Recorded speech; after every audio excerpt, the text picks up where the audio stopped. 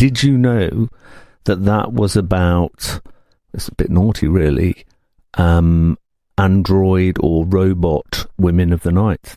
Yes, bet you didn't know that. Well, you probably did know it, but I actually had a 10-minute conversation with Gary Numan. I know, I'm not just name dropping, but it's true. And we talked about that particular song. Initially, I started off telling him how he'd written it, and then he basically corrected me, which was the right thing to do, really. And I felt incredibly embarrassed about the fact that I was trying to school him, and I'd mixed it up with another song, probably Cars, I think. And he wrote that on his parents' upright piano. And the way that he got that do do do do do do do was basically by making a mistake when he was doing was playing on the keys. And then the other thing was, he'd been signed up by Beggar's Banquet with his band Tubeway Army, but they were actually just called Tubeway Army at the time, and then it changed to Gary Numan, the Tubeway Army, because I think he was the main songwriter.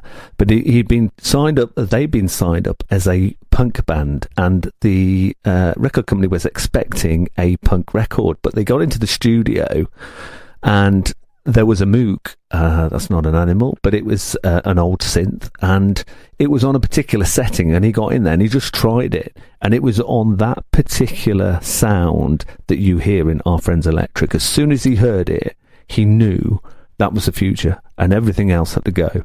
And instead of having a punk album on their hands, they then had a synth album. They weren't very happy about it until they released that, and it went to number one in the charts in the UK, and I think in some other countries as well.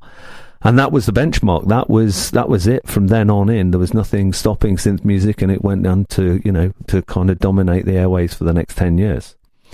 Anyway, let's move away from the 70s and the 80s and switch it up, and let's get to the 90s, shall we?